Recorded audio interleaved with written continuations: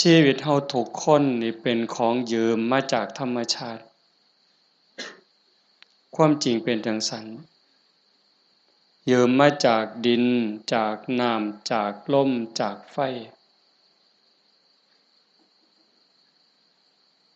ดินคือส่วนที่เข้มแข็งข้นแข็งเฮากินข้าวกินน้ำกินหมากไหม้ต่างๆขนมนมเนยก็เปลี่ยนสภาพส่วนที่เป็นธาตุดินก็กลายไปเป็นขนผมขนเล็บฟันหนังเนื้อเอ็นกระดูกตับไตไส้พุงน้ำที่เฮากลืนกินลงไปน้ำสะอาดน้ำส้มน้ำหวานอิหยังก็แล้วแต่ผ่านลำคอลงไปปั๊บเขาก็สิเปลี่ยนสภาพไปเป็นน้ำเลือดน้ำเหลืองน้ำน้องน้ำดีน้ำเสลดน้ำลายนี่คือยืมจากธรรมชาติน้ำต่อน้ำลมต่อลมไฟต่อไฟดินต่อดินมื้อนี้เฮาก็สืบต่อจักว่าจักรอบลมหายใจเข้าหายใจออกนี่คือเอาดินไปต่อดินไฟที่ยังร่างกายให้อบอุ่นเผาอาหารให้ย่อยเฮ็ดร่างกายให้สุดโทรมเขาก็ทำหน้าที่ของเขาจังซี่ไฟก็สืบต่อกันไปเรื่อยๆลมก็สืบต่อกันไปเรื่อยๆถ้าส่วนใดส่วนหนึ่งเขาหยุดการทำงานชีวิตก็จบเพียงแค่ติดขัดธาตุดินธาตุน้ำธาตุลมธาตุไฟอันใดอันหนึ่งเพียงแต่เขาติดขัดของเล็กน้อยเฮาก็ป่วยเห็นบ่เฮาก็เกิดเจ็บป่วยขึ้นมาทันทีจังซั่นชีวิตเป็นของบ่ยั่งยืนความตายเป็นของยั่งยืนชีวิตเป็นของบ่เที่ยงความตายเป็นของเที่ยงแต่อาตมามาเห็นญาติโยมได้ตั้งอกตั้งใจส่วนหนึ่งก็ดีใจนำคันสิว่าเสียใจก็แม่นอยู่ในส่วนที่ต้องจากกันไปโดยบ่มีมื้อกลับมาแต่ว่าในส่วนดีใจก็คือเห็นพี่เห็นน้องเห็นญาติเห็นโยมเข้าใจในเงื่อนไขของชีวิตว่ามันเกิดมาแล้วมันเอาความเจ็บมานำเอาความเฒ่าความแก่มานำเอาความพลัดพรากเอาความผิดหวังมานำแล้วสุดท้ายก็เอาความตายมาพร้อมในเมื่อญาติโยมเข้าใจจังซี้เฮาก็บ่ประมาทเผาปั๊บเก็บดูกเก็บอัฐิเฮาก็ถือโอกาสทำบุญอุทิศเลยเว้าในใจอาตมาก็สนับสนุนจริงๆการทำบุญอุทิศเลยนั้นเป็นการส่งอย่างเร็วให้ได้ใช้ได้สอยจริงๆมันก็บ่ต้องลงทุนลงแรงใช้เงินใช้ทองอิหยังหลายหลวงแล้วก็บ่แม่นเฮ็ดเทื่อนี้ก็แล้วโยมสามารถเฮ็ดได้ซุมื้อนี่เว้าถึงการเฮ็ดบุญเด้คันเฮาบ่เข้าใจเพิ่นก็เฮ็ดถูกของเพิ่นอยู่ปู่ย่าตายายแต่ว่าบางเทื่อมันโดนโพดอันนี้เฮาเว้าแบบตาบ่เห็นแต่เว้าด้วยเหตุผลคำสอนของศาสนาถ้าสมมุติว่าผู้ที่ตายจากโลกนี้ไปตกทุกข์ได้ยากลำบากลำบนรอคอยกองบุญกองกุศลจากญาติผู้อยู่เบื้องหลังเฮาก็ว่าแต่บ่พร้อมบ่ทันมีเงินบ่ทันพร้อมท่าปีหน้าก่อนท่าปีฮื้อก่อนเป็นจังได๋เพราะเฮาบ่แน่ใจว่าผู้จากไปนั้นไปไสบุญก็มี บาปก็มีเพิ่นก็คือเฮาเฮาก็คือเพิ่นโยมก็คืออาตมาอาตมาก็คือโยมบ่ต่างกันเด้บาปบุญเกิดจากความคิดเกิดจากคำเว้าเกิดจากการกระทำที่ถึงพร้อมด้วยเจตนาบางเทื่อก็ดีบางเทื่อก็ร้ายบางเทื่อก็ผิดบางเทื่อก็ถูกเฮาบ่สามารถสิยับยั้งตนเองได้ในคราวที่ใจดีด่าก็บ่เครียดเคยเป็นบ่โยมในคราวที่เฮาใจดีไผสิด่าก็บ่เครียดสิตีก็บ่เครียดแต่คราวที่หงุดหงิดหนหวยยิ้มใส่ดีๆเฮาก็หงุดหงิดเขาเว้านำดีๆก็หาเขาเว้าใส่หาว่าเขาเยาะเย้ยนั่นคือจิตเศร้าหมองจิตบ่เป็นปกติจังซั่นชีวิตมันจังมีผิดมีถูกมีบุญมีบาปมีดีและบ่ดีในเมื่อจากไปเฮาก็บ่แน่ใจว่าผู้จากไปนี่ไปไสคันบ่ทันถึงความเป็นพระอริยเจ้าชั้นโสดาบันขึ้นไปนรกก็มีสิทธิ์เปรตก็มีสิทธิ์อสุรกายก็มีสิทธิ์สัตว์เดรัจฉานก็มีสิทธิ์มนุษย์ก็มีสิทธิ์เทวดามีสิทธิ์พรหมมีสิทธิ์จังซั่นถ้าเฮารอคอยไปเป็นเดือนเป็นปีหรือหลายปีถ้าเกิดญาติบุคคลอันเป็นที่รักที่จากไปตกทุกข์ได้ยากได้พบใดภูมิใดก็แล้วแต่รอคอยบุญกุศลที่ผู้อยู่เบื้องหลังสิเป็นพ่อแม่พี่น้องสามีภรรยาลูกเต้าเหล่าหลานส่งไปให้บ่เฮ็ดบ่ส่งล่ะสิเป็นแนวใดทุกข์แล้วก็ทุกข์อีกทรมานแล้วก็ทรมานอีกแต่คันเฮาส่งบุญปั๊บคันตกทุกข์ได้ยากลำบากลำบนเฮ็ดบุญถูกเฮ็ดบุญแม่นตามคำสอนพระพุทธเจ้าผลบุญนั่นก็ส่งทันทีซอยเหลือทันทีคันดีอยู่แล้วมีความสุขอยู่แล้วก็ย่อมได้รับหลายยิ่งขึ้นสำบายยิ่งขึ้นมีความสุขยิ่งขึ้นกับเปรียบกับคือคนเฮาเนี่ยจากบ้าน บางเทื่อบ่ได้ตั้งตัวบ่ได้ตั้งใจคิดว่าแต่สิไปทางหน้ามันสิดีทุกข์ปั๊บจากบ้านไปตกหม้องทุกข์ยากลำบากงานก็หนักของกินก็บ่มีน้ำก็ยากข้าวก็ยากบ่อนหลับบ่อนนอนเสื่อผืนหมอนใบหกๆเหี่ยๆบ่สะอาดอากาศบ่ถ่ายเทเป็นแนวใดญาติพี่น้องก็บ่มีเงินฝากส่งไปซอยก็บ่มีนั่นก็คือทุกข์ต่อไปแต่คันถ้า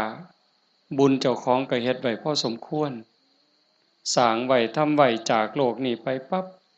ก็คือไปสู่ที่ดีไปต่างบ้านต่างเรือนบ่อนอยู่ก็ดีบ่อนนอนก็ดีบ่อนกินก็ดีอาหารการกินบ่อึดบ่อยากอยู่ในสถานที่ที่สะดวกสบายนำซ้ำพี่น้องก็ฝากเงินไปให้ส่งเงินไปให้กินบ่ไหวใช้บ่หมดนี่คือเหตุผลบอกญาติโยมทั้งหลายไว้บ่ต้องเชื่อทันทีที่เฮาพิจารณาเฮ็ดโลดก็บ่แม่นว่าสิต้องเฮ็ดบุญแจกข้าวแบบยิ่งใหญ่เด้เฮาตักบาตรอันนี้ก็อุทิศคือกันเด้สมมุติว่าคือมื้ออื่นนี่มื้อแลงคือตอนนี้บ่มีหยังนิมนต์ครูบาอาจารย์เพิ่นมาสวดมนต์ปกติฮอดมื้อเช้าก็ทำบุญตักบาตรแล้วก็อุทิศบุญกุศลไปถึงอันนี้ก็ส่ำแจกข้าวใส่บาตรหน้าบ้านหน้าเรือนอันนี้ก็ส่ำแจกข้าวไปจังหันไปเพลอันนี้ก็ส่ำแจกข้าวอาตมาเว้ายืดยาวซื่อๆแต่ว่าคันโยมเฮ็ดโยมตั้งใจยามแลงกินข้าวแลงแล้วก่อนหลับก่อนนอนผู้เป็นลูกเป็นหลานเด้ผู้เป็นสามีเด้ ก่อนหลับก่อนนอนไหว้พระไหว้พระอรหังสัมมาสวากขาโตสุปฏิปันโนเนี่ยขันทำวัดใดก็ทำขันทำบ่ใดก็เอาซ้ำนี่จากนั้นก็ตั้งนะโม3จบสวดติปิโสใดก็ดีขันสวดบ่ใดก็ซ้ำตั้งนะโม3จบแล้วก็นั่งสมาธิตั้งใจนั่งสมาธิคือเฮาเฮ็ดอยู่ตอนนี้สงบจิตสงบใจยืดกายตรงดำรงสติให้มันเฉพาะหน้าหายใจเข้าหูหายใจออกหูสิใส่พุทโธก็ได้ยุบหนอพองหนอก็ได้คือบ่ต้องใส่หยังบ่ต้องว่าอันใดบ่ต้องคิดอันใดมีสติหูเพียงแค่ลมเข้าลมออกลมหายใจเข้ามันกระทบที่ปลายจมูกผู้บางคนกระทบที่ริมฝีปากผู้บางคนลมชัดเจนที่ซ่านดังลมเข้ามันสิเย็นจักหน่อยลมออกมันสิอุ่นจักหน่อยเฮาก็ฮู้อยู่ส่ำนั้นหลับตาเบาๆเฮ็ดใจสบายหายใจเข้าหูหายใจออกหูได้5นาที10นาทีคันยิ่งหลายเท่าใดแฮ่งแต่ดีได้จัก30นาทีโยมลองเบิ่งเด้มันเป็นบุญยอดบุญที่เว้าเนี่ยคันเฮาสิเฮ็ดบุญแจกข้าวตามธรรมเนียมตามประเพณีเหตุข้องที่บ้านเมืองเพิ่นพาเฮ็ด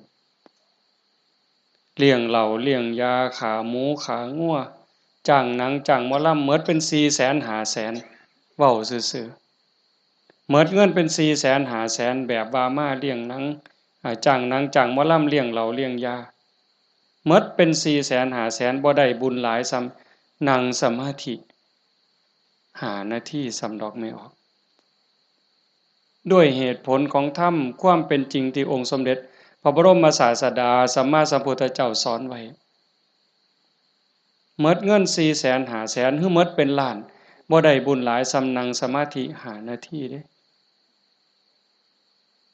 1บุญเกิดกับเฮาโยมเฮ็ดบุญเฮ็ดหยังก็ตามเสียบุญอุทิศให้โยมไม่ออกท้องใบมื้อนี้คือกันบุญนั่นต้องเกิดกับโยมก่อนเกิดขึ้นกับจิตกับใจกลายเป็นสมบัติของโยมทุกคนซะก่อนแล้วก็จังอุทิศไปถึงบุญบ่มีโตแต่มันก็มีอานุภาพบาปบ่มีโตแต่ก็มีคุณภาพมีอานุภาพบุญส่งเสริมให้เกิดความสุขเกิดความสะดวกสบายเกิดความเจริญรุ่งเรืองในชาตินี้ในชาติหน้าได้สมหวังดังใจอันนั้นย้อนบุญบาปตามเผาผลาญเผาล้นให้เกิดความทุกข์ความเดือดร้อนความทุกข์ความเดือดร้อนในบ้านในเรือนในชีวิตในครอบครัวเฮ็ดให้เกิดความผิดหวังนั่นให้โยมเข้าใจว่าผลของบาปทั้งหมดแต่สิ่งเฮ็ดให้เกิดความสุขเกิดความสำบายอกสำบายใจลูกดีผัวดีเมียดีขาทาสบริวารคนรอบข้างเป็นคนดีมีศีลมีธรรมไว้เนื้อเชื่อใจสุขภาพแข็งแรงอายุมั่นคนยืนบุญทั้งหมดเฮาสิเฮ็ดบุญอุทิศให้ญาติให้ผู้ใดก็แล้วแต่บุญต้องเกิดกับจิตกับใจเฮาก่อนคือกันกับเฮาสิเอาขนมเอาเงินเอาทองเสื้อผ้าหนาแพร่เครื่องใช้ไม้สอยหยิบยื่นให้คนที่เฮาอยากให้สิเป็นไผก็ตามที่เฮาอยากให้เพิ่นเฮาก็ต้องมีของสิ่งนั้นในมือเป็นกรรมสิทธิ์เด็ดขาดของเฮาจะเอาขนมให้เอาเงินให้เอาหมักไม้ให้พ่อแม่พี่น้องลูกเต้าเหล่าหลานเฮาต้องมีขนมมีเงินมีทองมีหมากไม้เป็นสมบัติส่วนตัวเป็นกรรมสิทธิ์ของเฮาโดยเด็ดขาดจังสิสามารถหยิบยื่นให้ลูกให้หลานให้พ่อแม่พี่น้องบุคคลที่รักจังสิได้บุญคือกันต่างกันกับแก้วแหวนเงินทองบักไม้บักไหลจักหน่อยคือแก้วแหวนเงินทองบักไม้บักไหลนั่นเฮาให้แล้วมันหมดให้แล้วมันหมดแต่ว่าบุญนี่แห่งให้แห่งได้แห่งให้แห่งหลาย แล้วก็บ่จำเป็นจะต้องยุ่งยากอีหยังหลายเป็นหยังจังเว้าหลายแต่บุญเนี่ยเพราะว่าบุญมันเป็นที่เพิงพระพุทธองค์เพิ่นบอกว่าปุญญานิปะละโลกัสสมิงปฏิทาหนติปานินังเพราะเหตุว่าบุญนั้นเป็นที่พึ่งของสัตว์ทั้งหลายในโลกนี้ในโลกหน้าพร้อมทั้งโลกต่อไป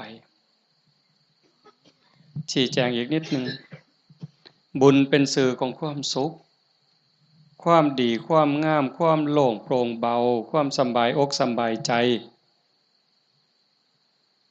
ก็เกิดจากการคิดพูดทำในสิ่งที่ถูกต้องโยมเคยสู่คนเฮาคิดถูกต้องแล้วเว้าถูกต้องเฮ็ดถูกต้อง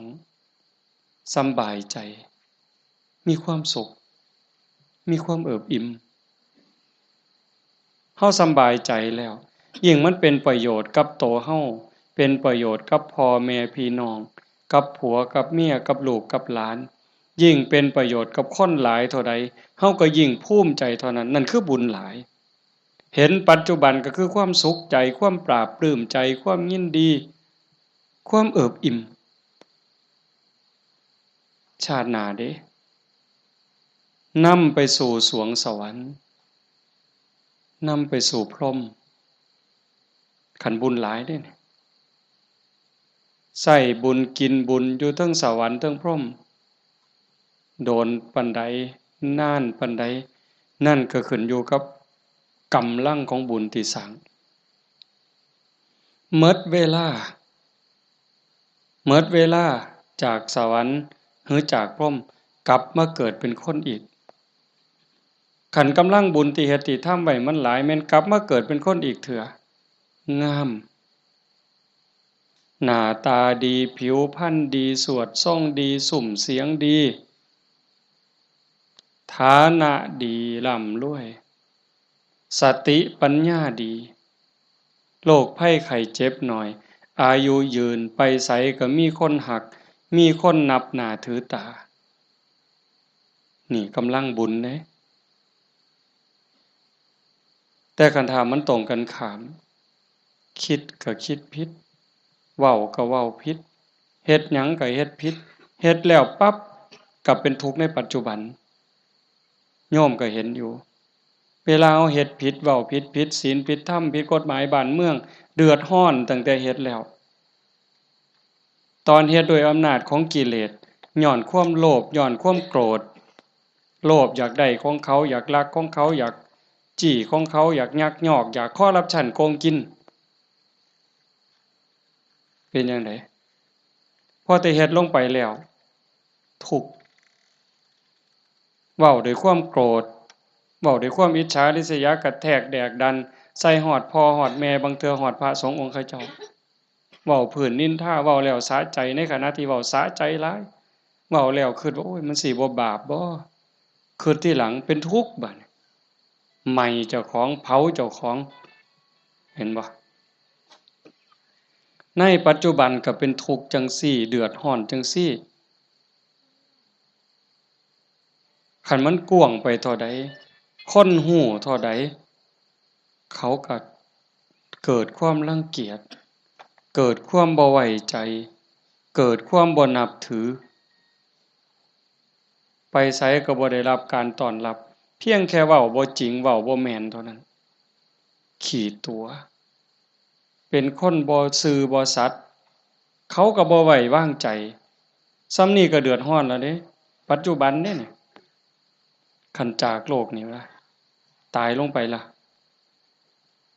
พู้นลงนรกพุ่นเปรตพุ่นอสุรกายพุ่นสัตว์เดรัจฉานพุ่นใส่บาปใส่กรรมหมดแล้วมาเกิดเป็นคนมันต้องมาเด้มาแน่นอนเด้มาเกิดเป็นคน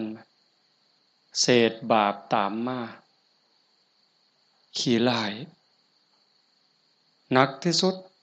พิการแต่เกิดแขนหลีบขาหลีบหูหนวกตาบอดแล้วแต่สิเป็น ลังเทื่อก็สมบูรณ์อยู่แข้งขามือตีนสมบูรณ์คือเพิ่นแต่ว่าขี้ร้ายรูปร่างบ่งามบ่มีผู้ใดเฮ็ดให้เด้นี่พระเจ้าบ่เกี่ยวพระพรหมบ่เกี่ยวเทวบุตรเทวดาทั้งใดบ่เกี่ยวกรรมล้วนๆเพิ่นจังว่าสัตว์โลกเป็นไปตามกรรมกัมมุนาวัตติโลโกนี่ขี้ร้ายพร้อมโง่พร้อมปึกพร้อมโรคภัยไข้เจ็บหลายโซ่ออดๆแอดๆเป็นจังได๋มันบ่แม่นขี้ร้ายแต่เจ้าของเด้คันกรรมมันหลายๆบาปมันหลายๆเนี่ยเจ้าของทุกข์เจ้าของโง่เจ้าของขี้ร้ายแล้วได้ผัวก็ขี้ร้ายได้เมียก็ขี้ร้ายตื่มไปกิได้ลูกได้เต้ามาก็คือกันขี้ร้ายแล้วบ่พอเด้โง่อีกสอนบ่ฟังอีกแนวดีแนวงามนี่สอนบ่จื้อบ่จำแต่ว่าแนวซั่วๆนี่บ่บอกมันจักเม็ดหาแต่เรื่องให้พ่อแม่เป็นทุกข์โยมเห็นบ่ตำบลบัวฮูงนี่ก็ตามอยู่ไสก็ตามซ่อมเบิ่งได้อย่าเสือเด้นั่นคือบาปเด้บ่ย้านสิเฮ็ดจังไดบัดนี้ให้ผลตั้งแต่ปัจจุบันจนฮอดตายไปแล้วใส่บาปใส่กรรมแล้วกลับมาเกิดเป็นคนอีกเทื่อมันยังตามมาอยู่บาปเป็นสิ่งที่ต้องละต้องวางต้องย้านเด้โยมสิ่งที่น่าย้านที่สุดเฮาสิว่าย้านงูแม่นอยู่ย้านงูย้านปิงอาตมานี่ผู้หนึงย้านหลายย้านปิงย้านงูย้านขี้เกียจย้านกับแกะนักย้านผีผู้ใดบ่ย้านเนี่ยผีหลอกผู้ใดเคยเห็นมันบ่เคยเห็นแต่ว่าก็ย้านหมดซุคนอันนี้ก็แนวหนึ่งเด้ย้านผีย้านตายย้านทุกข์แต่ว่าย้านบาปบ่ย้านเว้ยผีมันก็บ่เคยเห็นอาตมาก็บ่เคยเห็นพ่อใหญ่แม่ใหญ่ผู้70 80ก็บ่ทันเคยเห็นผีแต่ว่าย้านอันบาปนี่เพิ่นบ่ย้านมันพาทุกข์พายากบ่มีอยู่บ่มีกินเฮ็ดให้ลำบากทุกข์อกทุกข์ใจอันนั้นมันบ่พากันย้านหวยคันคิดได้มันถูกย้านบาปพระพุทธเจ้าเพิ่นสอนให้ย้านบาปเพิ่นจังให้ละบาปทั้งปวงเฮ็ดบุญกุศลให้ถึงพร้อมแต่เฮ็ดบุญแล้วมันก็บ่ทันปลอดภัยไปสู่สวรรค์มันยังต้องกลับมาเกิดอีกไปสู่พรหมมันต้องกลับมาเกิดอีกเพิ่นจังให้ชำระจิตชำระใจให้สะอาดบริสุทธิ์สะจิตตะปริโยทปันนังการชำระจิตของตนให้ขาวรอบให้มันสะอาดบริสุทธิ์สิเดินจงกรมก็ได้สินั่งสมาธิก็ได้หรือแม้แต่เฮ็ดให้ใส่หน้าอยู่กลางทงกลางทาคันมีสติระลึกรู้ในอารมณ์ปัจจุบันฮู้ในอารมณ์พระกรรมฐานคันสมมุติว่าเฮาเบิ่งลมหายใจนี่เฮ็ดหน้าอยู่ก็เบิ่งลมได้ย่างน้ำก้นงัวก้นข้วยก็เบิ่งลมหายใจได้เข้าห้องน้ำห้องส้วมก็เบิ่งลมหันใจได้แม้กระทั่งยามนอนไหว้พระแล้วนั่งสมาธิแล้วบ่ไหวแล้วอยากนอนนอนลงก่อนมันสิหลับก็เบิ่งลมหายใจได้คันเฮานอนลงไปหายใจเข้าหูหายใจออกหูหลับยามใดก็สร้าง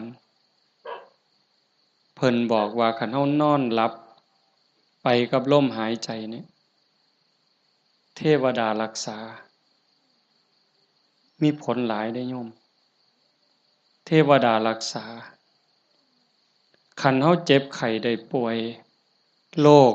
อย่างน้อยๆโรคบ่แห้งว่านั่นดอกเศร้าโรคทางกายก็เบาบางโรคทางจิตทางใจก็เบาบาง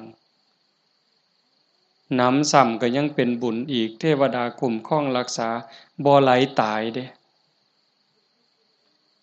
เพราะว่าตัวสมาธิเนี่ยคอยเฮ็ดคอยสร้างคอยทำจังสันโยมเฮ็ดบุญแจกเขาแต่มาจังว่าสนับสนุนเฮามีโอกาสมื้อต่อไปปีต่อไปเฮาจะเฮ็ดจัดเป็นการเป็นงานก็จังว่ากันอีกเทื่อนึงเฮ็ดดูบ่ผิดเฮ็ดบุญนี่บ่ผิดพระพุทธเจ้าเพิ่นบอกว่า เฮ็ดดูๆเฮ็ดบ่อยๆให้ทำความพอใจในบุญนั่นเพราะการสั่งสมสะสมเอาไว้ซึ่งบุญนำสุขมาให้เฮ็ดดูบ่ผิดบุญแต่ว่าบาปอย่าเฮ็ดอย่าเฮ็ดเพราะมันทุกข์มันเดือดร้อนฉะนั้นเฮาตั้งใจพาพี่พาน้องเฮ็ดบุญนี่เห็นลูกหลานเด็กเล็กเด็กน้อยมาร่วมฟังเทศน์มานั่งฟังธรรมนำพ่อใหญ่แม่ใหญ่แต่มาว่ามันงามนี่คือความงดงามของชาวพุทธโยมจำไว้เด้พาเขามาส่วนเขามามื้อวันเสาร์วันอาทิตย์ส่วนเขาไปวัดไปใส่บาตรไปจังหันผู้ชายก็ให้หัดประเคนพระเขาเฮาสิได้ลูกดีหลานดีอาศัยผู้อื่นบ่ได้การศึกษาทางโรงเรียนบางเทื่อก็ลืมเรื่องเหล่านี้บางโรงเรียนเด้แต่ลางหม่องเพิ่นก็ยังดีอยู่พ่อแม่ปู่ตายายย่ายเฮานี่ล่ะแม่ป้าพ่อลุงแต่มาเชื่อว่าโยมทุกคนอยากให้ลูกดีหลานดีอยากให้เขาเป็นคนดีเพื่อเฮาสิเพิงเขาได้ในมื้อข้างหน้าเฮาสิเพิงเขาจังได๋คันบ่ให้เขาเข้าหาวัดบ่ให้เขาใกล้ศีลใกล้ธรรมใกล้วัดใกล้ว่าใกล้พระสงฆ์องค์เจ้าเขาบ่มีจิตใจที่อ่อนน้อมอ่อนโยนบ่ฮู้จักบุญจักบาปสิดีได้จังได๋นี่ดีใจจังวะเฮาพาลูกพาหลานมานั่งฟังธรรมนี่เขาฮู้อยู่เด้เขาเข้าใจในบางเรื่องบางอย่างอยู่อย่างน้อยๆเขาก็รู้สึกว่าเขาเป็นบุญเป็นสิริเป็นมงคลมีเหลืออย่างเดียวโยมเหลืออย่างเดียวที่จะเฮ็ดให้ชีวิตปัจจุบันเฮามีความสุขชีวิตในอนาคตมีความสุขมีความเจริญบ้านเมืองปักกลุ่มสุมเย็นคือศาสนาคือศาสนาเรื่องกฎหมายนี่โยมเลิกยังเพิงบ่ได้ 100% ยิ่งพวกนักการเมืองสสต่างๆเซาเว้านำเซาเว้านำเลยพวกนั้นเพิงบ่ได้เข้าหาประโยชน์ใส่ตัวเขาต่างหากฮักเฮาจริงๆบ่เป็นพี่เป็นน้องเฮาจริงๆบ่บ่มีดอกคันเขาฮักเฮาจริงๆนะฮักบ้านฮักเมืองจริงๆเขาต้องเฮ็ดสวัสดิการให้เฮาได้หลายบ่ต้องเอาของมาแจกดอกบ่ต้องเอาเงินเอาทองเอาข้าวเอาของมาให้เฮาดอกพูนเขาไปสภาพพุ่นนำความทุกข์ความเดือดร้อนเฮาไปเว้าเป็นเรื่องเป็นราวต่อสู้เพื่อให้เกิดความมั่นคงในการเป็นอยู่ของพี่น้องประชาชนแต่นี่เฮาบ่เห็นมีแต่ไปเถียงกันอยู่คนละมุมก็เถียงอย่างเดียวมุมนั้นเฮ็ดถูกกูก็สิเถียงเฮ็ดผิดก็สิเถียงเฮ็ดถูกก็สิเถียงนั่นคือเขาบ่ได้หวังประโยชน์กับเฮาแต่สิ่งที่เฮาเพิงได้คือศาสนาวัดว่าอารามครูบาอาจารย์หลวงปู่หลวงตามื้อใดครูบาอาจารย์บ่หวังดีกับเฮายามมื้อเช้าไหว้พระทำวัดสวดมนต์ก็แผ่เมตตาสัพเพสัตตาสัตว์ทั้งหลายที่เป็นเพื่อนทุกข์เกิดแก่เจ็บตายแผ่เมตตาแล้วก็กรวดน้ำอุทิศบุญกุศลบ่มีที่สุดบ่มีประมาณยามเช้ามาบิณฑบาตคือแม่โยมสิไปวัดไปจังหันไปเพลให้พรเพิ่นบ่ได้ให้เล่นเด้สัพพิติโยนั่นคือเอาจิตเอาใจเอาความหวังดีปรารถนาดีอุทิศให้ยิ่งได้เจริญสมาธิเจริญภาวนาจิตสงบจิตมีพลังโยมฮู้เองเด้นี่โยมทุกคนฮู้เองเนี่ยนั่งฟังอาตมาเว้ามานี่มัน30นาทีแล้วโยมฟังอาตมาเทศน์มา30นาที คนที่ตั้งใจนั่งสมาธิฟังแต่แรกสิรู้สึกว่าตอนนี้กายเบากายโยมเบาใจโยมเบาใจมันสงบใจมันมีกำลังใจโยมเริ่มมีความสุขลึกๆเนี่ยพิสูจน์ได้ในคำสอนพระพุทธเจ้ามันบ่ได้ล้าสมัยอีหยังท่านสมัยล้ำสมัยไปอีกล้านปีพุ่นโยมเป็นพยานเด้อาตมาบ่ได้เว้าเอาเองเด้ทุกคนที่นั่งสมาธิฟังธรรมน้อมจิตน้อมใจลงสู่กระแสธรรมนี่ตอนนี้กายเริ่มเบาจิตเริ่มเบาความเอิบอิ่มรู้สึกปลื้มใจในตนเองมันเกิดนี่คือบุญเนี่ยแต่มาจังหวะแต่ตอนแรกโอ้ยอย่าว่าแต่500,000ต่อให้100 ล้านเฮ็ดบุญตามเขาว่าเนี่ยบ่มีเหล้าบ่มีบุญบ่มีเหล้าบ่เป็นบุญบ่ขาหมูขางัวบ่เป็นบุญบ่มีหนังบ่มีหมอลำบ่เป็นบุญพวกหมู่นั้นต่อให้100 ล้านสภาพที่จิตใจเป็นสุขสงบร่มเย็นมั่นใจมันย่อมมั่นใจเด้แต่กันเฮ็ดแบบนั้นเฮาสิมีอารมณ์เย็นแบบนี้บ่สิมีความรู้สึกอบอุ่นใจปราบปลื้มใจยินดีใจมั่นใจว่าญาติตายไปแล้วสิได้บุญบ่มีดอกนั่นเว้าซื่อๆเชื่อซื่อๆมีความเชื่อแล้วก็ถูเอาสีขางเขาถูเพิ่นว่าหุ่นรู้ว่าไปซื่อๆเฮาก็ลองหลับตาเบิ่งศีลข้อที่1มีบุญต้องมีศีลมีกินต้องมีทานคำโบราณเพิ่นว่าข้อที่1ปานาติปาตาเวรมณีเจตนางดเว้นจากการทำสัตว์ที่มีชีวิตให้ตกล่วงผู้ใดก็ฮักชีวิตคือกันกับเฮาหมดมันก็บ่อยากตายนอนมันก็บ่อยากตายเม่งไหม้มันก็บ่อยากตายบ่ว่าแต่อยากตายเลยแม้แต่เจ็บมันก็บ่อยากเจ็บเฮาเนี่ยบ่หาแต่เขามาถิ่มมาแทงด้วยมีดด้วยหอกเด้ตั้งแต่หมอฉีดยาเฮาเจ็บเฮาป่วยสิฉีดยาให้เฮาหายเจ็บหายป่วยบางเทื่อเฮาก็ย้านเจ็บภาษาเข็มฉีดยาส่ำนั้นแล้วเขาบ่ได้ฉีดให้ตายบ่ได้ฉีดให้ทุกข์ทรมานอีหยังฉีดยาเพื่อรักษาโรคเจ็บไข้ได้ป่วยเพื่อให้เฮาได้แข็งแรงเฮายังย้านนี่แค่เจ็บเด้เนี่ยสินับภาษาหยังบัดนี้เอาค้อนทุบหัวเขาเอามีดปาดคอเขาเอาใจเขามาใส่ใจเฮาทบทวนจังซี่เฮาก็เห็นว่าล่ะข้อที่1ขาแล้วมันสิได้บุญมาแต่ไสบาปแล้วครับเลี้ยงเหล้าเลี้ยงยาข้อที่5ขาดไปอีกคันยิ่งมีหนังมีหมอลำมาอีหยังสิตามมาศีลข้อ3หลายๆคนอาจสิขาดย้อนงานบุญเฮางานบุญเฮาคือเอาเองเนี่ยมาเบิ่งหนังเฮาผู้บ่าวผู้สาวอาจสิเสียเนื้อเสียตัวย้อนเบิ่งหนังโป๊ย้อนเบิ่งหมอลำสิ่งมันเว้าลามกแม่นบ่แม่นไม่ออกบ่ออกทบทวนเอาเองอดีตหมู่เจ้าทบทวนเอาเบิ่งหนังขาหนังแกงกินเหล้าเมายาแล้วตีกันตึ้มบัดนี้เมาเหล้าแล้วเว้าเข้าป่าเข้าดงโกหกพกล่มใส่ลายป้ายสีศีลข้อ4เสียอีก1แล้ว3 4 5เสียข้อที่2มาเบิ่งหนังเฮามาเบิ่งหมอลำเฮากลับไปลักไก่นำทางไปต้มอีกต่างหากหมดอ้อยซอยเลยเฮาเป็นต้นเหตุของบาปเลยบัดนี้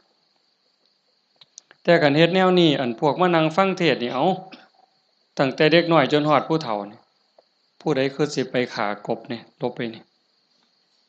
ผู้ใดสิไปฆ่ากุ้งเนี่ยแล้วบ่มีคือสิโอ้ยลบมื้อนี้ลักบักนาวนำทางดอกเว้ยมีบ่แล้วสิไปผิดผัวผิดเมียเขาดอกคิดก็บ่กล้าเฮาเชื่อมั่นแล้วเด้บาปมีบุญมีชาติหน้าชาติก่อนมีนรกสวรรค์มี เฮ็ดดีดีจริงเฮ็ดชั่วชั่วจริงผู้ใดเฮ็ดอันใดได้อันนั้นหว่านพืชเช่นไรได้ผลเช่นนั้นเห็นบ่สิไปผิดผัวผิดเมียไผมันสิไปกล้าซั่นบ่สิไปเว้าตัวคนสิไปยู่ให้คนผิดกันสิไปเว้าปากพล่อยๆมาสิกล้าบาปมันอยู่นำเจ้าของเนี่ยเฮ็ดบาปก็ได้บาปเฮ็ดบุญก็ได้บุญมันอยู่นำเจ้าของนี่สิไปดื่มเสพเครื่องดองของเมาเฮ็ดให้เจ้าของเสียสุขภาพกายเสียสุขภาพจิตเสียเงินเสียทองเฮ็ดให้ขาดความเคารพนับถือเฮ็ดให้เด็กน้อยมันดูหมิ่นดูแค้นเฮาบ่แม่นคนโง่ปานนั้นเห็นบ่เฮาเห็นสภาพบุญเด่นๆอยู่จังซี่ไม่เป็นตาภูมิใจอะโยมคันสิเว้าเนาะคันบุญโยมบ่หลายเนี่ยโยมบ่ได้เกิดเป็นคนบ่ได้เป็นมนุษย์คันบุญบ่หลายพ่อบ่ได้เกิดเป็นคนไทยดอกโยมบ่ได้เกิดในผืนแผ่นดินไทยบ่ได้เกิดใต้ร่มใบบุญของนายหลวงเด้บุญบ่หลายพ่อบ่ได้นับถือพระพุทธศาสนานับถือพุทธศาสนาแล้วบุญบ่หลายพ่อบ่ได้เกิดในบ้านที่มีวัดมีครูบาอาจารย์เอิ้นเข้าหาศีลหาธรรม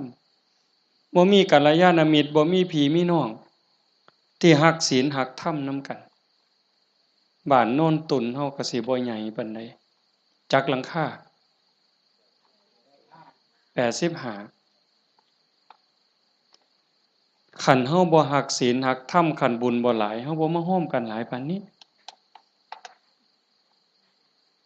หลายคนก็อาจสิล้าสิเมื่อยตั้งแต่โยมไม่ออกท้องใบเพิ่นจากไปมางานศพมื้อนี้ก็หมดมื้อวานก็หมดมื้อเอาไปเผาเฮ็ดเวียกเฮ็ดงานแหน่ยามกลางคืนมาก็มาฟังครูบาอาจารย์เพิ่นสวดมนต์มานั่งเป็นหมู่เป็นพวกกันยามกลางเว้นก็ไปเฮ็ดเวียกเฮ็ดงานมื้อนี้มาโฮมกันได้ปานนี้ห่อขนมข้าวต้มถามว่ามันล้าบ่เมื่อยบ่เมื่อยเด้แต่เฮาก็กัดแขวกัดฟันมานั่งฟังเทศน์มาร่วมเอาบุญนำกันให้ทุกคนเข้าใจว่าทุกคนคือเจ้าภาพบ่แม่นแต่พ่อแม่กับสามีกับลูกหลานเด้ทุกคนคือเจ้าภาพอาตมาก็คือเจ้าภาพผู้หนึ่งเจ้าภาพอันใดเฮามาร่วมบุญสร้างบุญร่วมกันพระพุทธเจ้าเพิ่นบอกว่าเฮาทุกคนนี่โยมเคยตกนรกมาเมิดเคยเป็นเปรตเป็นอสุรกายเป็นสัตว์เดรัจฉานเป็นเทวดาเป็นพรหมเป็นมนุษย์เกิดมานับชาติบ่ถ้วนกรีดลิงเล่ไล่แมงใหม่ที่มันตอมหลอดไฟกบเขียดตั้งแต่นรกอเวจีไปไล่ตั้งแต่นรกจนไปถึงภวคพรหมบ่มีสัตว์โตใดบ่มีจิตวิญญาณดวงใดที่บ่เคยเกิดเป็นพ่อเป็นแม่เป็นพี่เป็นน้องเป็นผัวเป็นเมียเป็นญาติร่วมสายโลหิตเฮาเคยมาหมดแต่ว่าเฮาบุญหลายชาตินี้เนื่องจากว่าชาติก่อนๆพบก่อนๆเฮาเคยมีศีล5มีกุศลกรรมบท10ที่สร้างไว้ทำไว้พอสมควรจังส่งผลให้เฮาได้เกิดมาเป็นคนมาเป็นมนุษย์ผู้มีศีลละเอียดให้ทานไว้ดีรักษาศีลไว้ดีเจริญสมาธิไว้ดีรูปร่างหน้าตาผิวพรรณฐานะสติปัญญาจังดีจังงามกลัวกันเป็นขันเป็นตอนนั่นคือพลังบุญของเจ้าของจังสันโยมไม่ออกท่องใบสาสังที่เพิ่นจากไปตะมาว่ากลับบ้านเก่าบ่ได้ตายดอกเมื่อบ้านเก่าอีหยังเมื่อบ้านเก่าดินเมื่อบ้านเก่าลมเมื่อบ้านเก่าไฟเมื่อบ้านเก่าน้ำเมื่อบ้านเก่าเพราะว่าเฮายืมเขามายืมจากธรรมชาติยืมจากดินน้ำลมไฟมาปั่นเป็นเนื้อเป็นตัวหมดเวลาเขาก็มาเอาคืนโยมเคยยืมเสียมไทบ้านบ่เคยยืมเสียมเคยยืมมีดเคยยืมบักจกเคยยืมขอดหน่อยเคยยืมขาดบ่ยืมเพิ่นมาเนี่ย สิสัญญาก็ตามบ่สัญญาก็ตามลางเทื่อเฮาสัญญาว่ายืมไปจักมื้อเนี่ยแต่เฮาเอามาเพิ่นก็ว่าเอาไปซะเอาไปใส่จักมื้อก็เอาไปตอนนั้นเพิ่นบ่ทันจำเป็นถ้าเกิดเฮาเอามาฮอดเฮือนปั๊บเพิ่นเกิดมีเรื่องจำเป็นขึ้นมาด่วนๆเพิ่นมาเอาคืนโอ้ข่อยเอามาเฮ็ดซะก่อนเด้อข่อยจำเป็นแล้วเฮาก็ว่าโอ้ยข่อยยืมของเจ้ามาตัวเฮาสิไปว่าจังได๋ต่อรองจังได๋บ่ได้เด้มันของเพิ่นคือยืมเงินยืมทองเขานี่แหละยืมมาใช้หนี้บ่ยืมมาซื้ออยู่ซื้อกินหยังก็แล้วแต่ฮอดวันเวลาบางเทื่อบ่ทันฮอดยิ่งบ้านนอกเฮายืมแบบพี่แบบน้องบ่ได้สัญญาอิหยังกันพ้อหน้ายามใดเพิ่นก็ทวงลางเทื่อเพิ่นบ่ทวงเฮาก็เกรงใจอันนี้ก็ยังพอเว้ากันได้แต่กับพญามัจจุราชต่อรองแนวใดพญามัจจุราชบ่เห็นแก่เงินค่ำแม่นสิมีเงินกือไทยเอาบ่มีได้บ่สนไต่โตะบ่สนผู้ใดมีอำนาจนายพลนายพันเจ้าใหญ่นายโตพระสงฆ์องค์เขาเจ้าคุณสมเด็จบ่งึดบ่สนใจซ้ำบ่เกรงใจอีกซ้ำขันบาปหลายก็โยนนรกโลดขันบุญหลายก็ไปตามทางจังสั่นเฮามีบุญได้เกิดมาพ้อพระพุทธศาสนามีกัลยาณมิตรมีพี่มีน้องที่หวังดีต่อกันเฮาก็ตั้งใจเฮ็ดบุญให้เจ้าของเฮ็ดบุญในมื้อนี้เทิงทานเทิงศีลเทิงภาวนาฟังเทศน์ฟังธรรมอ่อนน้อมถ่อมตนขนขวายในกิตติชอบเนี่ยก็ขอให้เฮาตั้งใจว่าเฮาเฮ็ดให้เจ้าของเบื้องต้นโยมทุกคนก็เฮ็ดให้เจ้าของเด้ไหว้พระโอ้คันเว้าถึงบุญนะโยมตั้งแต่ไหว้พระเนาะคันเฮ็ดด้วยความเข้าใจเด้คันเฮ็ดด้วยความเข้าใจเพียงแค่เฮาไหว้พระอรหังสัมมาสัมพุทโธภควาเข้าใจในความหมายว่าพระพุทธเจ้าเป็นพระอรหันต์ดับเพลิงถูกเพลิงกิเลสตรัสรู้ชอบได้ด้วยพระองค์เองเข้าใจว่าพระพุทธเจ้าคือไผเนี่ยแล้วก็กราบลงไปบุญมหาศาลหลายกว่าสร้างโบสถ์เป็นหลังบุญไม่ออกห่วยเว้าไปปื้ออีกเด้คันสร้างโบสถ์บ่เข้าใจเฮ็ดโบสถ์แข่งกันถือกระสอบไปหาเหลี่ยไล่ได้เงินมากก็ขายน้ำทางในกินเหล่าเนี่ยบ่เป็นประโยชน์สู่เฮาเฮ็ดจังซี่บ่ได้สัมอะระหังสัมมาสวากขาโตภควตาธัมโมพระธรรมเป็นสิ่งที่พระผู้มีพระภาคเจ้าตรัสไว้ดีแล้วถูกต้องแล้วงดงามแล้วเป็นไปเพื่อดับทุกข์ในคำสอนพระพุทธเจ้าเข้าใจจังซี่แล้วกราบลงไปงามๆโอ้ยส่ำนี้ก็พอโยมสุปฏิปันโนภควโตสาวกสังโฆ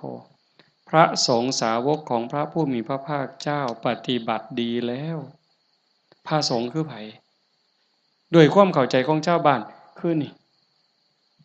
โกนหัวนุ่งเหลืองห่มเหลืองเนี่ยอันนี้เป็นสมมุติสงฆ์แต่สงฆ์จริงๆโยมก็เป็นสงฆ์คู่แห่งบุรุษ4คู่นับเรียงตัวบุรุษได้8บุรุษ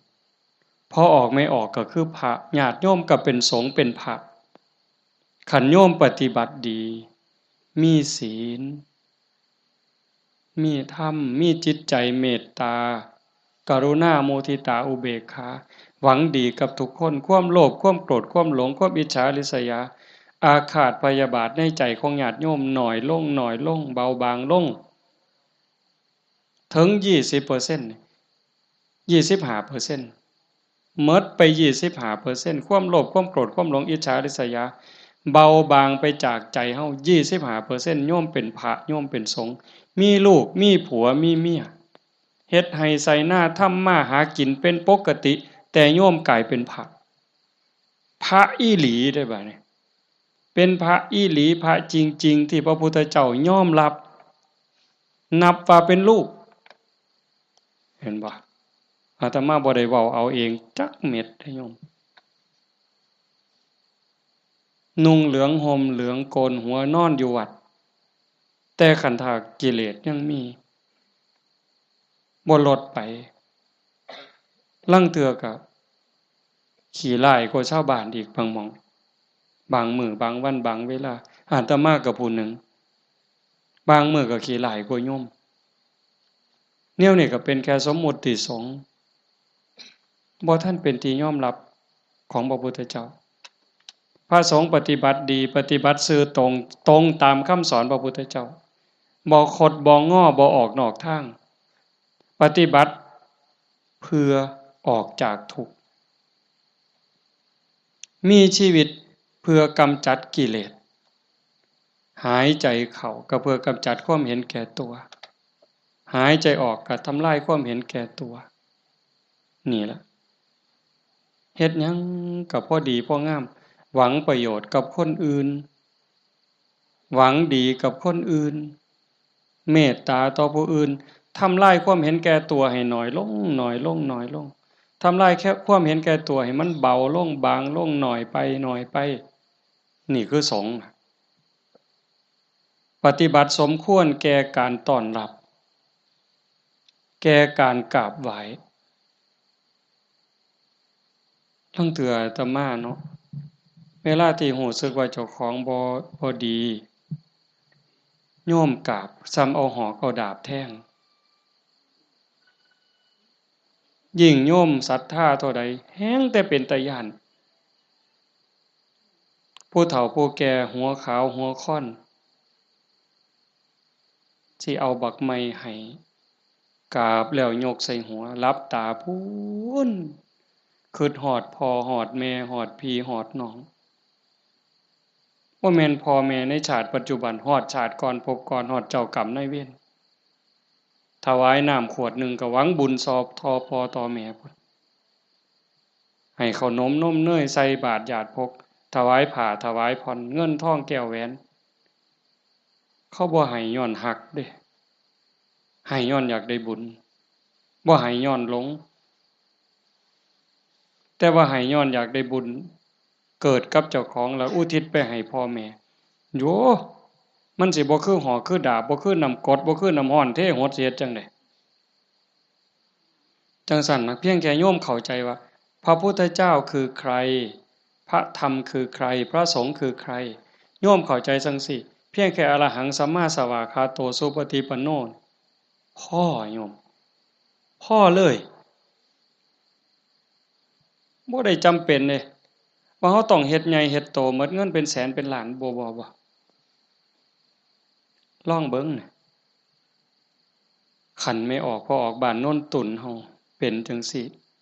นี่ก็เฮามีศีลมีธรรมในใจเด้อยู่เฮือนก็เฮ็ดจังซี่บ่ต้องรวยดอกโยมบ่ต้องรวยแล้วบ่ได้มีความสุขดอกคันบ่มีศีลบ่มีธรรมนั่นอยู่ซ้ำเฮาอยู่เฮ็ดอยู่เฮ็ดกินพ่อสมมาพาควรบ่เดือดร้อนตนเองบ่เดือดร้อนผู้อื่นก็พอได้อยู่ได้กินแต่ว่าให้จิตใจมีธรรมะเพิงผ้าอาศัยหยิบยื่นแบ่งปันซอยเหลือเกื้อกูลคือโยมเป็นกันอยู่เห็นว่าทุกคนคือพี่คือน้องทุกคนคือเพื่อนร่วมทุกข์เกิดแก่เจ็บตายมีความสุขบ่คันอยู่แบบนี้ก็บ่แม่นสิเงียบแบบนี้เลยได้ก็เว้ากันนำจากันนำแต่ว่าให้จิตใจเฮาเป็นจังซี่เข้าใจกันฮักกันคือพี่คือน้อง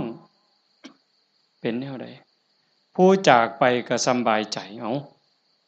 สมมุติว่าคือโยมไม่ออกท้องใบเพิ่นจากเข้าไปเนี่ยก็บ่ไปไสดอกความเป็นจริงอยู่นำเฮานี่ล่ะจริงๆบ่ได้ไปไสเด้เพียงแค่ธาตุดินน้ำลมไฟกลับคืนสู่ธรรมชาติดวงจิตดวงวิญญาณเดินทางไปตามบุญตามบาปของตนเองญาติพี่น้องผู้อยู่เบื้องหลังก็อุทิศบุญกุศลไปให้แต่ว่าด้วยสภาวะ ความผูกพันความเป็นลูกเพิ่นเป็นลูกของพ่อใหญ่ท้องมาแม่ใหญ่ที่พ่อแม่ก็สิ้นไปแล้วแม่นบ่อ๋อเฮาตั้งใจเฮ็ดบุญอุทิศไปนำเนาะแต่มาเข้าใจผิดเอาก็บ่เป็นหยังพ่อใหญ่ท้องมาแม่ใหญ่ที่คือกันที่เฮาว่าจากไปเพิ่นก็บ่ได้ไปไสเลือดเนื้อเพิ่นอยู่นำเฮาแม่นบ่โยมไม่ออกท้องใบคือกันเพิ่นแบ่งเลือดแบ่งเนื้อมาเป็นโตเฮาเพิ่นก็อยู่นี้อยู่ในโตเฮานี้คำสอนคำสั่งคำบอกอันนี้เด้อลูกอันนี้เด้อหลาอันนี้เด้อคำเอิ้นบักหลาเอิ้นอีนางเอิ้นทองคำอีแม่แม่นบ่เพิ่นเอิ้นจังซั่นเด้บักหลาอีนางทองคำอีแม่เพิ่นว่าอันนี้มันถูกเด้ออันนี้มันดีเด้ออันนี้มันบ่แม่นอันนี้มันบ่ถูกอย่าพากันเฮ็ดมันบาปอย่าเว้าจังซั่นมันบาป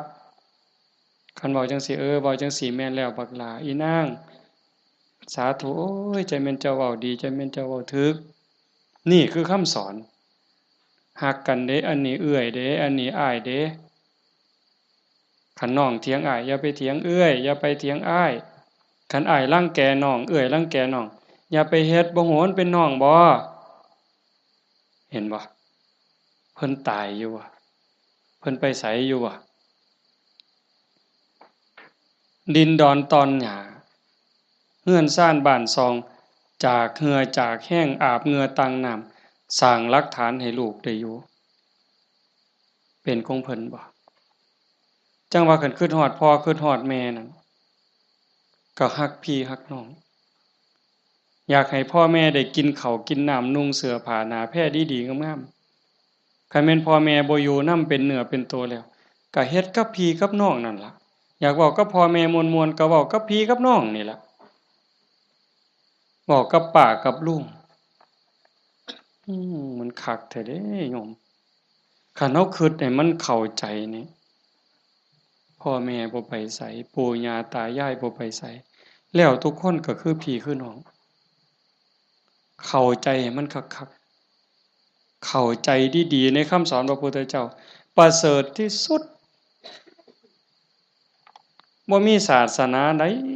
สิสอนความจริงความถูกต้องงดงามเกินพระพุทธเจ้าบ่มีผู้ใดสิฮักเฮาหวังดีต่อเฮาเกินพระพุทธเจ้าจังบอกคำสอนเอาไว้เพิ่นบ่บอกให้เฮาไปทำพิธีอันนั้นอันนี้ดอกอันนั้นบ่แม่นพิธีสะเดาะเคราะห์ต่อชะตาเสริมดวงพระพุทธเจ้าบ่สอนบ่แม่นเว้าดีต่อกันนี่พระพุทธเจ้าสอนคิดถูกต้องพูดถูกต้องทำถูกต้องจากถูกต้องก็จังไปสู่ดีงามอย่าว่าดีเด้อย่าว่าดีก่อนดียังบ่ทันถูกต้องเด้คันคนเขามักกินเหล้าเฮาซื้อเหล้าสู้กินเขาว่าดีเด้แม่นบ่ล่ะคันพวกผู้ชายมักเล่นมักเที่ยวมีหมู่พาไปเที่ยวซ่องเขาว่าบักนี่ดีเด้พวกมักเล่นไพ่เล่นไฮโลเล่นการพนันส่วนเฮาไปเล่นต้มไก่สู้กินพร้อมเล่นเอาเงินเอาพร้อมยังว่าดีอยู่เด้หั่นแต่มันบ่ถูกแต่คันมีคำว่าถูกต้องแล้วคิดถูกต้องเว้าถูกต้องกระทำถูกต้องดีงามตามมาบ่เสียหายจังซั่นจากนี้เป็นต้นไปเฮาบ่ว่ามื้อใดเฮาสิจากโลกนี้บ่มีผู้ใดฮู้จักคนว่าเฮามีเวลาอยู่ในโลกนี้อีกจักมื้อจักปีจักเดือนจักวันจักเวลาจักชั่วโมงจักนาทีบ่ฮู้จักคนโซ่ก็ตายบ่โซ่ก็ตายเด็กน้อยก็ตายหนุ่มสาวก็ตายผู้เฒ่าผู้แก่ก็ตายเฮ็ดจังได๋สิไปว่าท่ามื้อนั้นก่อนท่ามื้อนี้ก่อนโอ้ยมันต่อรองได้ซะบ่มื้อนี้เฮายังมีสติมีปัญญาบ่เจ็บบ่ไข้โยมเอ้ยเฮาบ่ได้เจ็บบ่ได้ไข้บ่โรคบ่ได้ป่วย เฮ็ดหยังได้ให้เฮ็ดยิ่งกับพ่อกับแม่นี่เด้อฟ้าวเฮ็ดคันพ่อแม่เพิ่นยังมีชีวิตโอ้ผู้นั้นบุญหลายเด้อ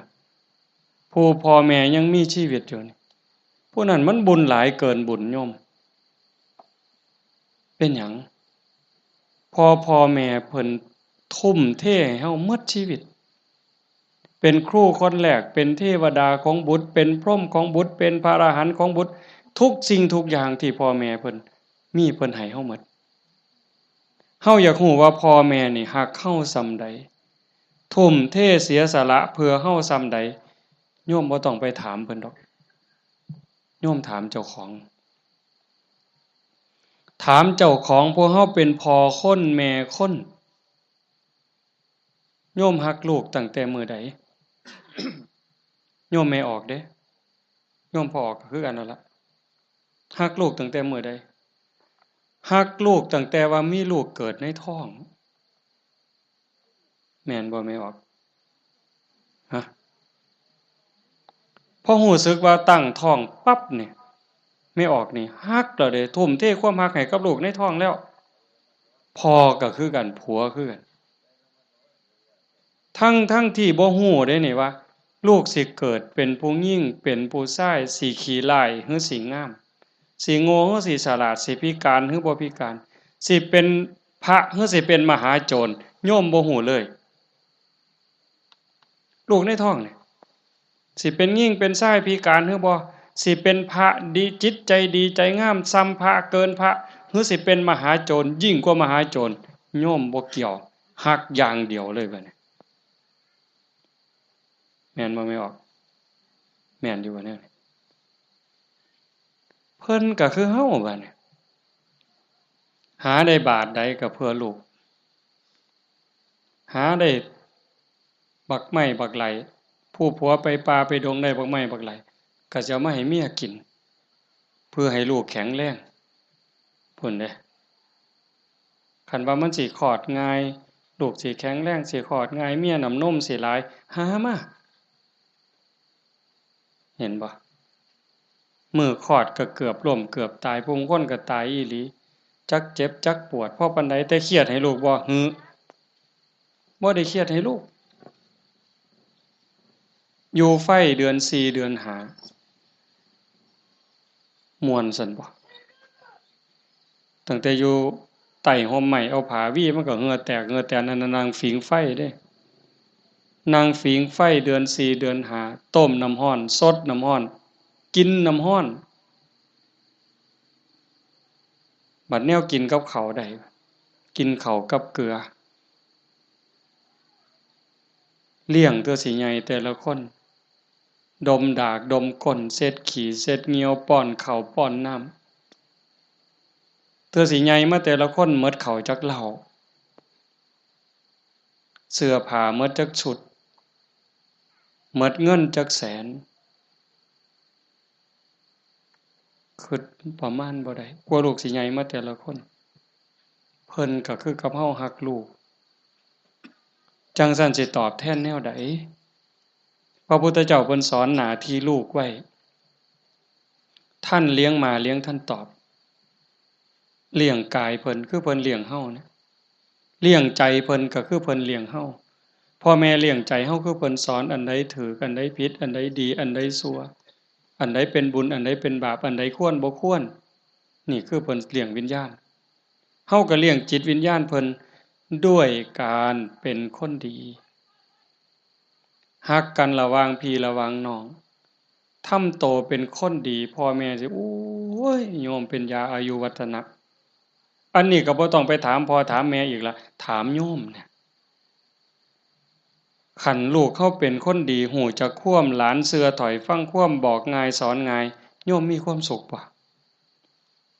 อยากยืนบ่คันยิ่งเป็นคนดีจนชาวบ้านเขายกย่องเขาสรรเสริญโอ้ยใจแม่นอ่อนซ่อนเด้อีหล่านี่มันก็หูจักความแต่บักหำนี่คือดีแท้เป็นตาอ่อนซ่อนเด้ยายอยากตายบ่บัดนี้ยืนบ่เจ้าอยากยืนแท้แต่คันลูกมันบอกบ่ได้สอนบ่ฟังหลานก็โอ้ บอกจังหนึ่งไปจังหนึ่งเถียงคำบ่ตกฝากแม่นสิป้อนสร้างมือละโตย่ายก็บ่อยากยืนอยากตายให้มันแล้วอุกอังสังกะหยาลูกหลานมันบ่ฮู้จักคว่ำเอิ้นหาพญากรรมพญาเวรพุ่นแล้วมาเอาผู้ขาไปถอนโลดตัวจังซั่นยังว่าเลี้ยงพ่อเลี้ยงแม่เลี้ยงกายเลี้ยงใจพุทธเจ้าเพิ่นบอกเด้ท่านเลี้ยงมาเลี้ยงทั้งตอบทำการงานของท่านซอยเวียกซอยงานส่วนเหือส่วนแห้งเพิ่นบ่บอกก็เฮ็ดแนวเฮ็ดได้แนวมันถูกต้องดีงามส่วนเวียกส่วนงานเพิ่นนี่คือเรื่องที่สองท่านเลี้ยงมาแล้วเลี้ยงท่านตอบตามกิจการงานของท่านรักษาวงตระกูลมิให้ตกต่ำอันนี้หน้าที่ลูกเด้รักษาวงตระกูลอย่าให้ตกต่ำอย่าเอาชื่ออย่าเอานามสกุลนี่ไปไว้นำตำรวจอย่าเอานามสกุลนี่ไปอยู่โรงอยู่ศาลอย่าเอานามสกุลนี่ไปอยู่คุกอย่าให้เขาดูหมิ่นดูแค้นโอ้ยซุ่มนั้นบ่เพิ่นว่าเป็นจังได๋คันลูกสาวก็บ่รักนวลสงวนตัวไปเที่ยวทั่วทิพย์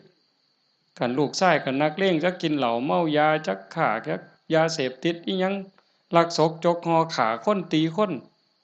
นี่ก็รักษาวงตระกูลบ่ได้คนเขาก็ดูถูกดูหมิ่นดูแค้นพ่อแม่ปู่ย่าตายายขายหน้าขายตาลูกติดคุกพ่อแม่ก็ติดนำติดบ่ไม่ออกว่าโตอยู่นอกคุกแต่ใจไปอยู่คุกคันลูกบวชพ่อแม่ก็บวชนำพุ่นโตอยู่ทงพุ่นแต่ว่าใจอยู่วัดเห็นบ่รักษาวงตระกูลมิให้ตกต่ำอย่าให้เขาดูหมิ่นดูแค้นให้เขาดูทุกข์ทำตนให้สมควรแก่การรับทรัพย์มรดกคันเฮาเป็นคนดีมีศีลมีธรรมขยันหมั่นเพียรทำมาหากินพ่อแม่ทั้งหลายเพิ่นสิแพงฮอดเวลาอันสมควรหาผัวหาเมียให้แบ่งทรัพย์สมบัติให้หวังเพิงให้ลูกแล้วพ่อแม่ก็สำบายใจแต่คันแม่นเหล้าก็กินเลขก็เล่นเล่นมาซุแนวฮอดหมากัดกันก็ลงก็สะเว้าเลยหมากัดกันกูเอาตัวแดงเด้อเพิ่นว่ามันนั่นว่ากูเอาตัวด่าง บ่าใหญ่แล้วเพิ่นเอาไปว่าไปนั่งอยู่ข้างทางมันรถคันนั้นมึงว่าเลขสุดท้ายมันเป็นตัวขี้กับตัวคู่ยังว่าอยู่สมองมีแต่การพนันบ่ต้องเว้าถึงบั้งไฟเลยตายเสียนี่คันลูกเป็นคนขยันหมั่นเพียรบ่ยุ่งเกี่ยวกับการพนันบ่ยุ่งเกี่ยวกับยาเสพติดมีความกตัญญูรู้คุณหาอยู่หากินได้ก็ไปส่งพ่อส่งแม่ฮักพี่ฮักน้องพ่อแม่ภูมิใจเด้ทำตนให้สมควรแก่การรับทรัพย์มรดกอันสุดท้ายเมื่อท่านล่วงลับไปแล้วทำบุญอุทิศให้ก็คือเอาเฮ็ดมื้อนี้เพิ่นจากไปแล้วเขาก็ทำบุญอุทิศหาทำบุญเพื่ออุทิศแปลว่าให้ทำบุญให้พ่อให้แม่ให้ปู่ย่าตายายบรรพบุรุษโยมให้เข้าใจว่าพ่อแม่ปู่ย่าตายายเฮาบ่แม่นแต่ปัจจุบันเฮาเกิดมาเป็นชาโนโสนีพราหมณ์นี่เพิ่นทำบุญดูๆทำบุญบ่อยๆแต่ทำนอกศาสนาดอกบางเทื่อก็ทำในพุทธศาสนาบางแล้วก็บ่ทันเข้าใจหยังหลายไปกราบทูลถามพระพุทธเจ้า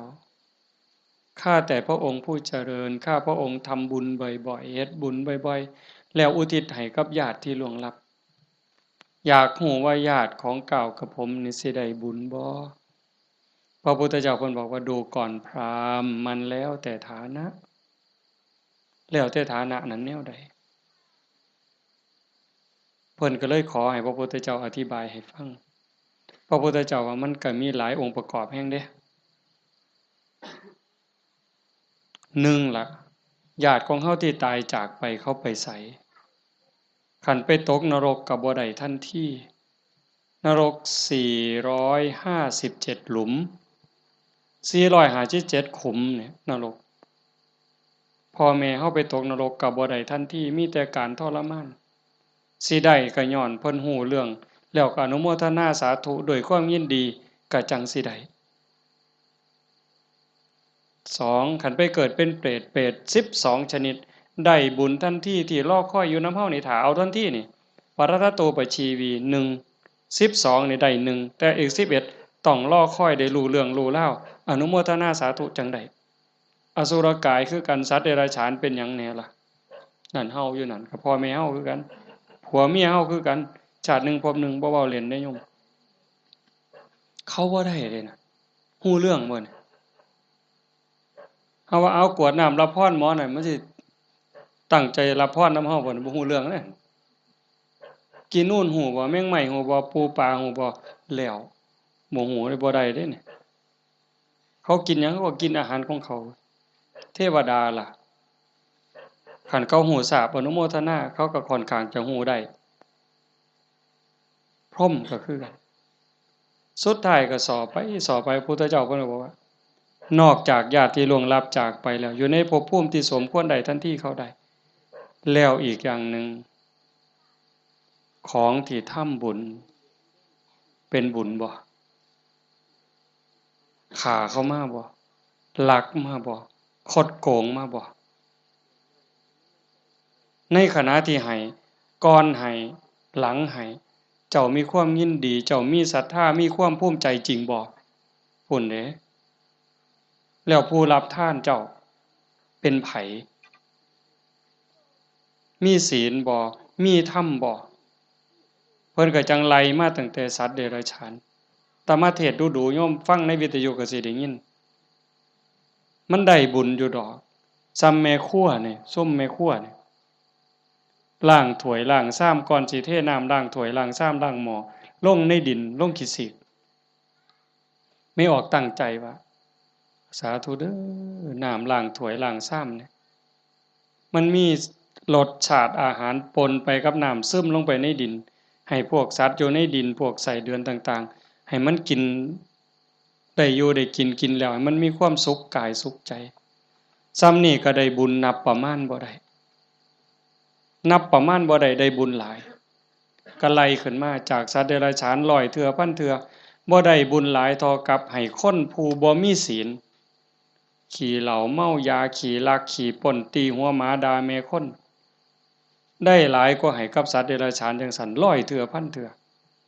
ให้คนขี่เมาบ่มีศีลบ่มีธรรม100เทื่อพันเทื่อบ่ได้บุญหลายเท่ากับให้ผู้มีศีล5เทื่อเดียวเห็นบ่บัดนี้เป็นหมากเป็นผลแล้วเด้ให้กับคนมีศีล500เทื่อพันเทื่อบ่ได้บุญหลายเท่ากับให้คนมีศีล8แม่ขาวพ่อขาวแม่ชีเทื่อเดียวให้ผู้มีศีล800เทื่อพันเทื่อบ่ได้บุญหลายเท่ากับให้เน้นผู้มีศีล10เทื่อเดียวให้เน้นมีศีล10 100เทื่อพันเทื่อบ่ได้บุญหลายเท่ากับให้พระผู้มีศีล227เทื่อเดียวให้พระผู้มีศีล227 100เทื่อพันเทื่อบ่ได้บุญหลายเท่ากับให้นักบวชนอกศาสนาที่เขาข่มกิเลสได้ให้นักบวชนอกศาสนา100เทื่อพันเทื่อที่เขาข่มกิเลสข่มราคะได้บ่ได้บุญหลายเท่ากับให้พอออกไม่ออกเฮาผู้มีศีล5ก็ตามศีล8ก็ตามที่บำเพ็ญประพฤติปฏิบัติหวังเป็นพระโสดาบันเทื่อเดียวไล่บัดนี้จากโสดาปัตติมรรคไปสู่โสดาปัตติผลสกิทาคามีมรรคไปสู่สกิทาคามีผลสติคามีผลไปสู่อนาคามีมรรคอนาคามีผลจากอนาคามีมรรคอนาคามีผล100เทื่อพันเทื่อก็บ่ได้บุญหลายเท่ากับให้อรหันตมรรคคือผู้ปฏิบัติเพื่อเป็นพระอรหันต์เทื่อเดียวอรหันตมรรค100เทื่อพันเทื่อก็บ่ได้บุญหลายเท่ากับให้อรหันตผลคือผู้สำเร็จอรหันต์แล้วเทื่อเดียวให้พระอรหันต์100เทื่อพันเทื่อก็บ่ได้บุญหลายเท่ากับให้พระปัจเจกพุทธเจ้าเทื่อเดียวพระปัจเจกพุทธเจ้าตรัสรู้คือพระพุทธเจ้าเก่งคือกันหมดผิดอย่างเดียวคือสอนบ่เป็นตรัสรู้เองโดยชอบบางครั้งบางคราวนี่อยู่นำกันเป็นพันเป็นหมื่นได้โยมแต่ว่าสอนบ่ได้ตั้งศาสนาบ่ได้สร้างบริวารมาให้กับพระปัจเจกพุทธเจ้า100เทื่อพันเทื่อบ่ได้บุญหลายเท่ากับให้พระสัมมาสัมพุทธเจ้าเทื่อเดียวพระสัมมาสัมพุทธเจ้าคือพระพุทธเจ้าเฮานี่ล่ะเจ้าชายสิทธัตถะมาเป็นพระพุทธเจ้านี่เพิ่นสอนคนตั้งศาสนาได้ ให้พระสัมมาสัมพุทธเจ้า100 เทื่อพันเทื่อบ่ได้บุญหลายเท่ากับให้สงฆ์ให้คณะสงฆ์ที่มีพระพุทธเจ้าเป็นประธานเห็นบ่ให้สงฆ์ที่มีพระพุทธเจ้าเป็นประธาน100 เทื่อพันเทื่อก็บ่ได้บุญหลายเท่ากับสร้างวิหารเทื่อนึงสร้างวิหาร100 หลังพันหลังถวายพระพุทธเจ้าก็บ่ได้บุญหลายเท่ากับให้ธรรมะสอนธรรมะเห็นบ่นี่อาตมาได้บุญหลายอยู่เด้ที่อาตมาบ่ตายนี่มันก็ย้อนบุญตัวนี้เด้ให้ธรรมะเป็นฐานชนะการให้ทั้งปวงอาตมากำลังเว้าธรรมะบอกธรรมะให้ธรรมะแล้วเจ้าภาพเป็นผู้นิมนต์มาเจ้าภาพติดต่อบ่ได้บอกโยมไม่ออกท้องสุขนิมนต์อาจารย์เนี่ย